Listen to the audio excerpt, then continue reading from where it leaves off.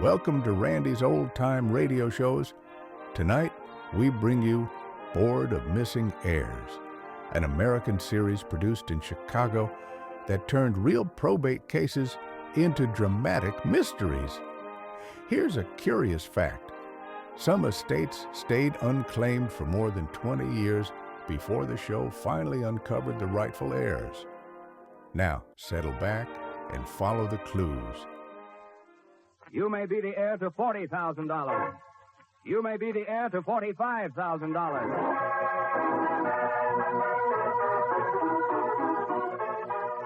Yes, you may be the heir to any one of those amounts of money. And today, the latest clues concerning the heirs to $105,700 in unclaimed estates will be unfolded to you on the American Broadcasting Company's Board of Missing Heirs. Are you a missing heir? Listen carefully. You may be one of the missing heirs we are searching for, or you may have information concerning a missing heir. If you have such information, $75 in United States savings bonds will be paid to you, and in some cases, even more valuable rewards will be paid by the administrators of the unclaimed estates. Listen carefully now to the Board of Missing Heirs. And here is the counselor and advisor to the Board of Missing Heirs, Mr. James Marshall. Thank you, Gene Kirby, and good afternoon, ladies and gentlemen. Once again, the Board of Missing Heirs is on the trail of person or persons, whereabouts unknown, who have money, good cold cash, waiting for them. Briefly, we shall tell you the stories of three unclaimed estates. That of John B. Fontane, whose missing heir will receive $13,000, that of Louisa Hurl, entailing $40,000, and that of Frederick L. Sage with $45,000 at stake. In addition, and as time permits, we shall outline the story of Mary O'Brien, who is heir to $7,700. That's the lineup for today. And perhaps you will be the person to answer yes to the question, Are you a missing heir?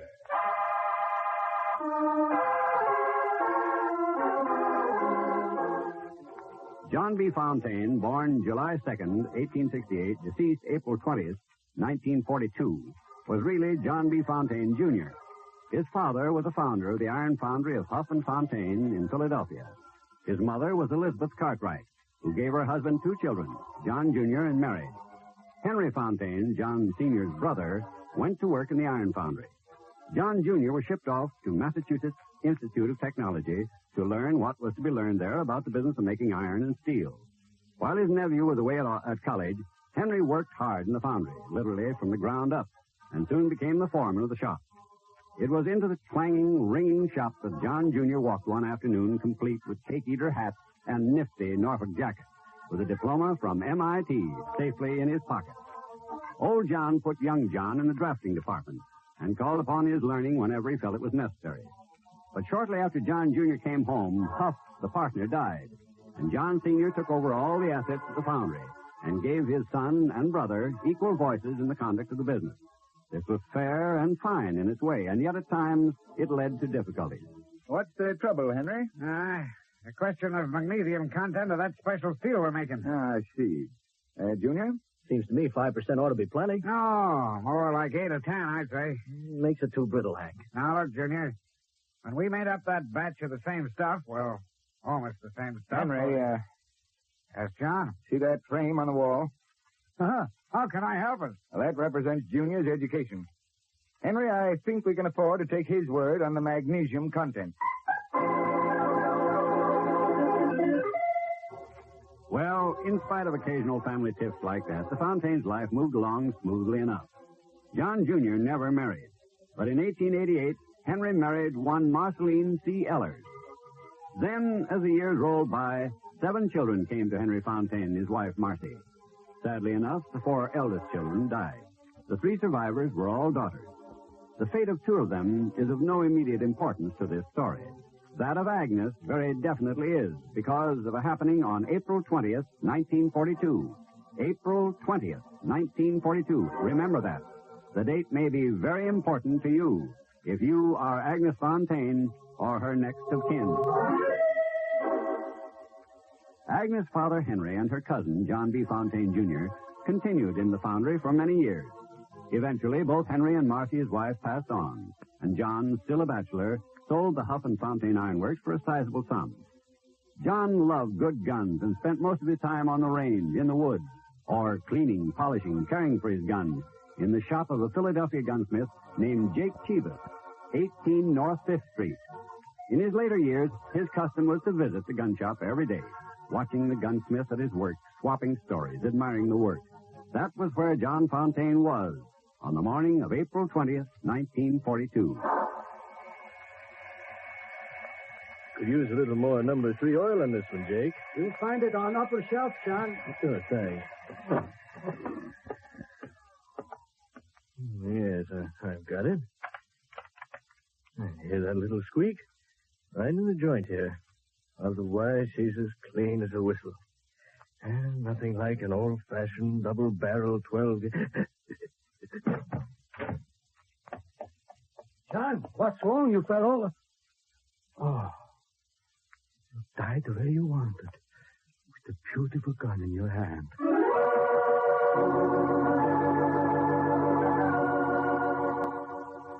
Yes, John B. Fontane the Younger, son of the founder of Huff and Fontane Ironworks, Philadelphia, Pennsylvania, died in 1942 of a heart attack. There was and is today a residue of $13,000 in cash that belongs to John B. Fontane's cousin, the daughter of his Uncle Henry Fontane, by name Agnes Fontane, or her next of kin. And thereby hangs this story. Agnes Fontane grew to womanhood and married. Her husband was Frank Kelly. She gave Frank a son named Russell Kelly. A few years rolled by, and while Russell was still a youngster, his father died. After an interval, Agnes Fontane Kelly married again, becoming Agnes Fontane Pusey, P-U-S-E-Y, Pusey. But that marriage failed, and the couple were divorced. This brings us to 1923, a little more than 20 years ago, the beginning of the Roaring Twenties, when the whole nation seemed bound to over-enjoy itself, and a good deal of the roaring came from speeding motor cars on the highways leading to the famous summer resorts, places like Atlantic City in New Jersey. Oh, say, maybe you better be careful, Joe. Oh, wow, that was a close one. Oh, boy, too close for comfort. Curve coming up, Joe. And what we taking? High gear and high speed. Speedy Joe, they call me. Hey, Joe, look out. Joe, pull over to the right. Joe!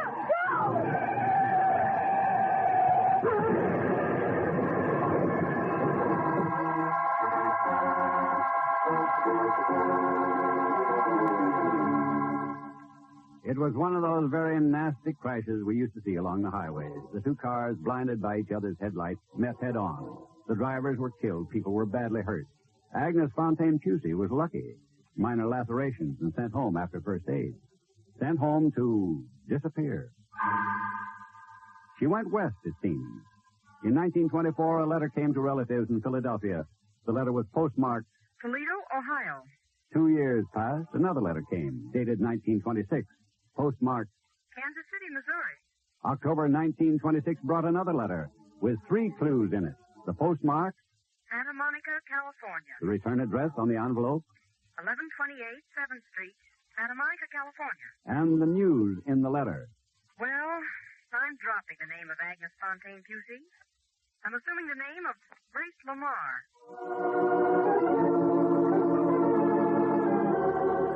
The name of Grace Lamar. In the same letter, she spelled the name another way, like first L-A-M-A-A-R and then L-E-M-A-I-R-E, Lamar.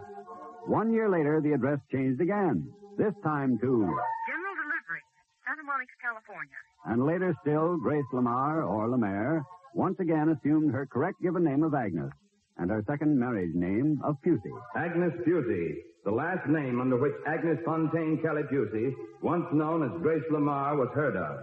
But in July 1927, Agnes Pusey drew from the personal savings account in the Security First National Bank of Los Angeles the sum of $5,000. That was 1927, 19 years ago. No further trace of her has been discovered. And in the bank in Philadelphia is her inheritance from John B. Fontane, Jr., $13,000 in cash.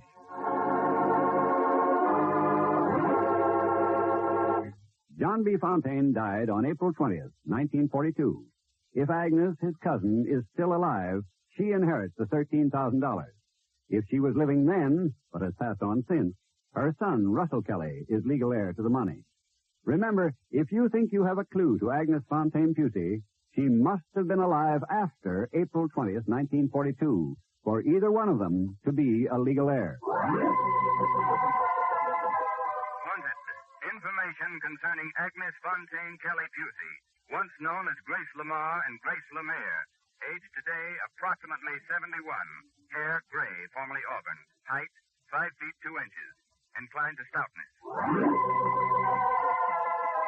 If you have this information, write or wire to the Board of Missing Heirs.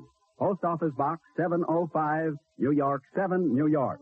The Board of Missing Heirs offers a reward of $75 in United States savings bonds to the person first providing information leading to the discovery of Agnes Pusey, this missing heir, dead or alive.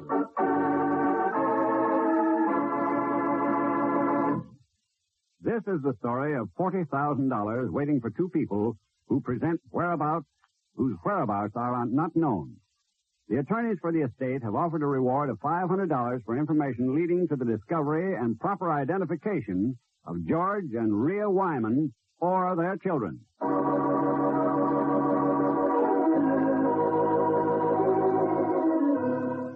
Louisa Hurl spent all her life in Brooklyn and died there on October 30th, 1934.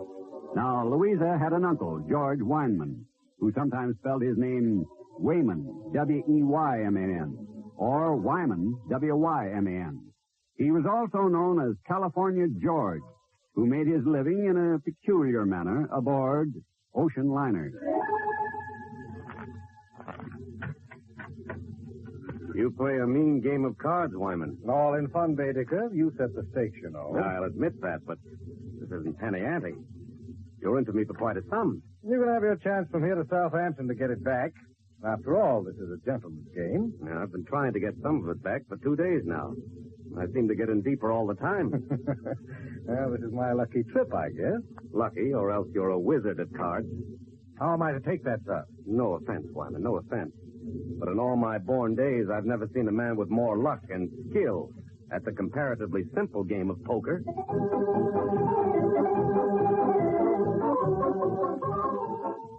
California George Wyman was skillful, and sometimes it seems his skill was abetted by that piece of gambler's equipment known colloquially as a cold deck.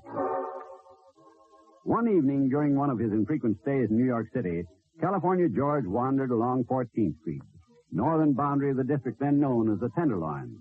The marquee of a theater attracted his attention. Now play Genevieve Smith, the buxom beauty of the burlesque board. Maybe I ought to take a look at this. California George did take a look, and he went back again and again. Finally, one evening, Genevieve Smith, known as Genevieve Smith, the burlesque star, left the theater on 14th Street to become Mrs. George Wyman.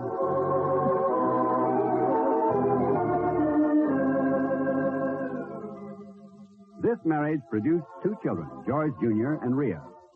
The youngsters lived with their mother at 231 East 48th Street in New York City, and it was a lonely life they lived. California George lived up to his name and traveled to the fabulous gold fields of the Golden State to continue his peculiar method of earning a living. However, his activities were cut short by a general cleanup in California. So, once again, George returned to his old haunt in New York City's Tenderloin. Dealer, mind lifting the deck a little higher? This better, mister? Some. Easy does it. Don't you like the methods of this house, mister? Can't say I do. Not when the cards run against me as they have this evening. You'd rather have me deal off the bottom to give you a decent hand? Yes, rather than have you give yourself a decent hand from the bottom of a cold deck. Take that back. You can have it back with this as an extra present.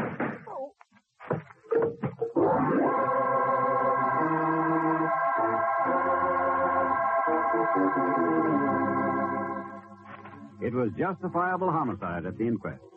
At California George's home, it was something else again. Genevieve's patience was exhausted. She packed her belongings and little George and Rhea with them. Genevieve returned to burlesque and the children with her. Later, following her separation from California George, Genevieve gave the children into the care of Louisa Hurl's other uncle, George's brother, Frederick Weinman, who was living at 731 Gates Avenue, Brooklyn, New York. This was in the early 80s, and in 1885, Genevieve went to Europe. When she returned, she called for George and Rhea, only to discover that they had moved across the river to an unknown address in New York. Whether Genevieve Wayman ever found her son and daughter is unknown to this day. Meanwhile, California George went his way until the morning of August 20th, 1897. It was a lovely summer dawn that broke over Central Park that morning, revealing the forms of New Yorkers who had spent the stifling night sleeping on the benches and the lawns. Hey, what's going on? Right over here. Yeah, here he is. This fella here. Here he is, folks. Right here. Hey, wait a minute. No use getting excited, folks. The police will have to take care of this. Poor fella sure took the easy way out.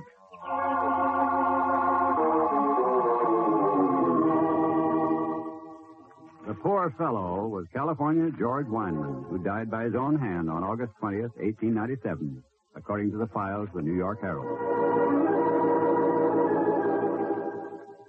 Little is known of the careers or whereabouts of George Jr. or his sister Rhea. The few facts in our possession are, 1, They are known to have traveled through many western cities. fact 2, Rhea Wyman was a singer and dancer in vaudeville. fact 3, George Wyman did much traveling in some unknown capacity in the theatrical business. But George and Rhea Wyman, son and daughter of California George and Genevieve Wyman, are the legal heirs, share and share alike, to $40,000 left by their cousin, Louise Hurl, of Brooklyn, New York. If George and Rhea have passed on also, this money goes to their children.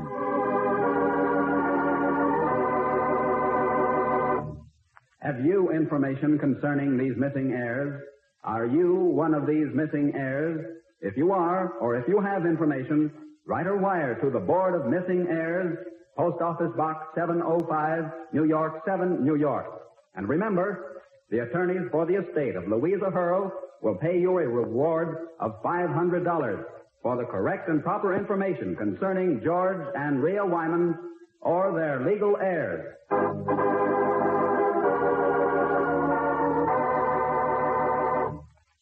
Frederick L. Sage was a true man of mystery. His origins are unknown. His death was cloaked in drama. Two facts are of immediate importance. Frederick L. Sage died on October 21st, 1945. Frederick L. Sage left an estate of $45,000 entirely in cash to be claimed by heirs unknown to this date. Frederick L. Sage came to the thriving, booming metropolis of Chicago, Illinois in the early 1900s with his charming and talented wife, Clara. They came from the East, and Sage assumed his duties of sales representative for the firm of Hiram Swank's clay molding products of Johnstown, Pennsylvania. Frederick Sage had at least one favorite topic of conversation, scenes he had witnessed in his early days in the steel business, of which clay molds form an important part. You mean to tell me, Sage, that you saw that trouble? I certainly did. I was there when the Army took over. And that was before the days of big unions like the CIO. And back there in the 80s, a strike always meant trouble. Times have sure changed. Quite a life you've had. Yes, I saw Gary, Indiana, and South Chicago built. I saw the mud flats grow into cities with huge steel mills at their heart. I've seen plenty in my time, both good and bad. I wouldn't have missed it for the world. Clara Sage was a woman of fine, if not professional, musical talent. Old friends of the Sages remember the evenings at their home or at clubs and societies where Clara Sage held the center of everyone's attention.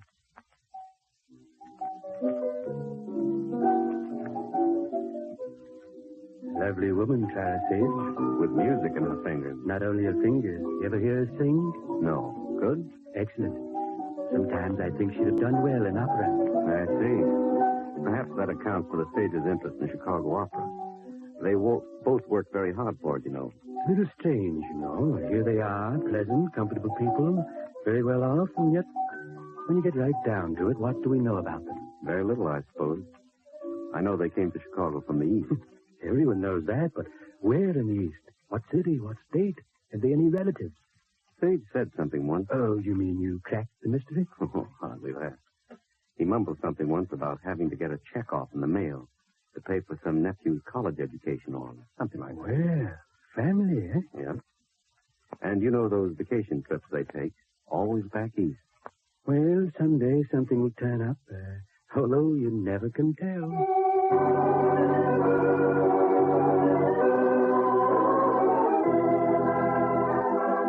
No, you never can tell, and Frederick Sage never did tell.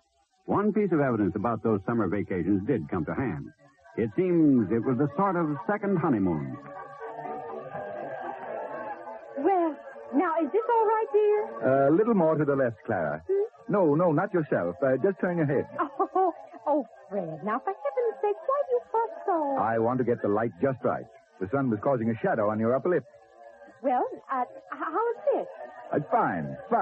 Hold it. Ah, there, I got it. You know, it had better be a lot better than the snapshots you took at Ogunquit and Rye. Oh, this one will be, I promise you. We label it Taken at Old Orchard Beach, Maine, in the amusement park, on our second honeymoon.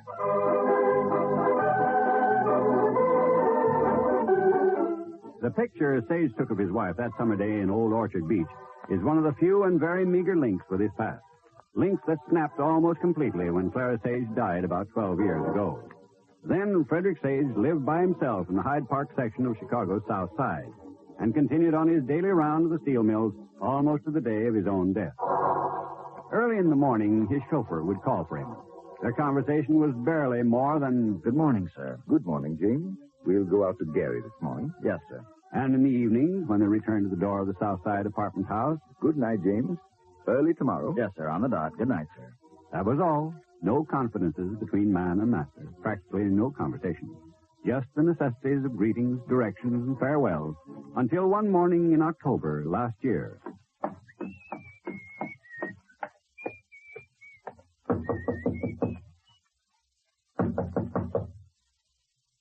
Oh, well, if he has gone out, gives me the day off.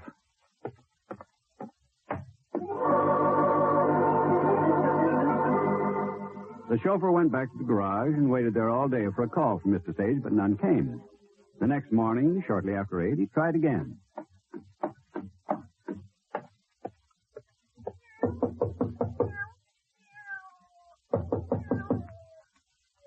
That's funny. Wonder what's wrong with the cat. Huh. This'll take some looking into.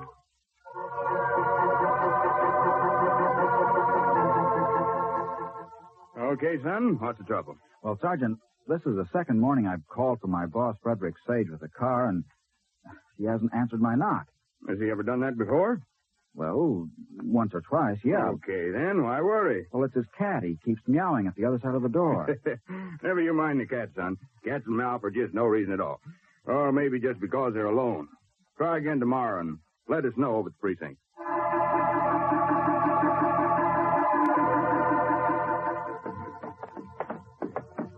This is it, Sergeant. The cat's still crying? Listen. Yeah, cat's there, all right. Yeah. I think we better do something, Sergeant. Like busting in the door, maybe, huh? Yeah. I'll pay for it if nothing's wrong. Okay, son. Lend a shoulder now. Yeah.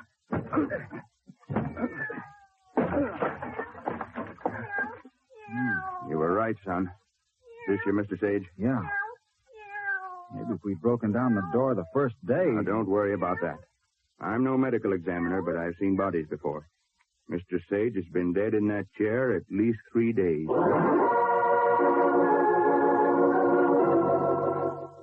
Frederick L. Sage died of a heart attack on October 21st, 1945, the date determined by the Chicago Medical Examiner. No one of his old friends, what few there were, can throw light on his relatives, on any of the nieces and nephews he never saw. But if you are a relative of Frederick L. Sage, or if you have any information that will bring one of these unknown missing heirs to light, write or wire to the Board of Missing Heirs, Post Office Box 705, New York 7, New York. Remember, Frederick L. Sage died in Chicago on October 21st, 1945. A man of mystery, mysterious beginnings, inconspicuous life. lonely ending, but leaving an estate of $45,000 in cash.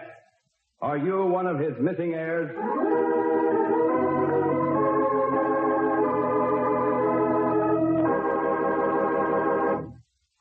This is James Marshall, counselor and advisor to the Board of Missing Heirs, with our final case.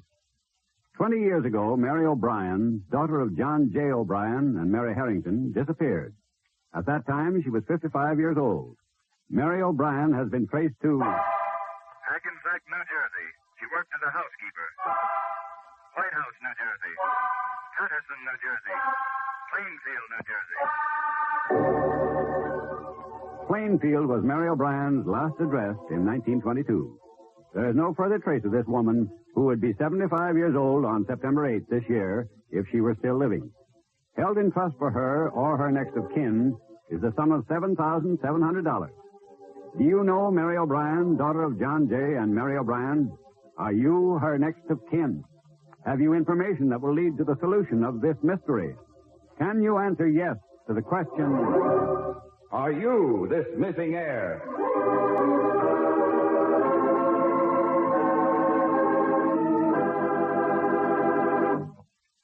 The cases you have heard tonight, the clues, names, places, and dates, are the best facts available to the administrators of the unclaimed estates in question. Unclaimed estates to the total value of $105,700. If you are one of the missing heirs to one of these unclaimed estates, communicate with us at once. Write or wire the Board of Missing Heirs, Post Office Box 705, New York 7, New York. If you have information that would lead to the positive identification of a missing heir, communicate with us at once. In case of duplicate information, the writer of the letter bearing the earliest postmark or the sender of the telegram bearing the earliest time will receive the $75 savings bond reward. And above all, remember this. Next week, more information, more clues concerning other missing heirs.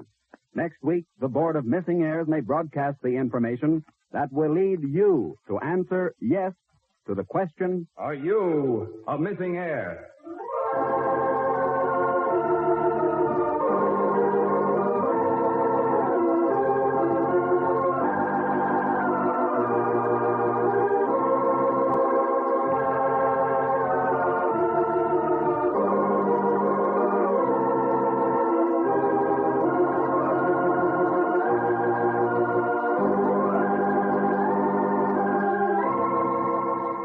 You have heard the Board of Missing Heirs, presented by the American Broadcasting Company. Today, you heard the clues to the missing heirs of unclaimed estates to the value of $105,700. Next week, on most of these ABC stations, you will hear more facts, more figures, more interesting cases on the Board of Missing Heirs.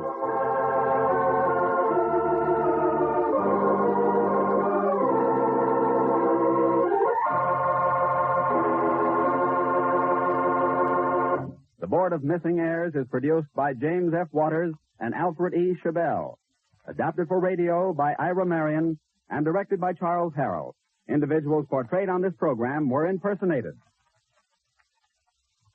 GI money was what the Chislers were after, and they worked out a tricky scheme which they thought was foolproof. Be sure to hear this amazing story which follows next on David Harding, Counter Spy. This is ABC, the American Broadcasting Company. Well, folks, that's it for this episode here at Randy's Old Time Radio Shows. Before we wrap up, it's worth noting that Randy dedicates countless hours to restoring and editing every single show before it's uploaded for your listening pleasure. Our goal is to preserve these old-time radio treasures and make them sound as clear and warm as the day they were first broadcast. If you'd like to support his hard work and help keep these classic shows coming, any donation, big or small, is sincerely appreciated. You'll find donation links in the description below. Or if a QR code appears on your screen, simply point your phone's camera at it and follow the prompts. Randy sincerely thanks you in advance for helping keep these shows alive. Thanks for joining us, friends. Until next time, keep the memories warm and the stories close.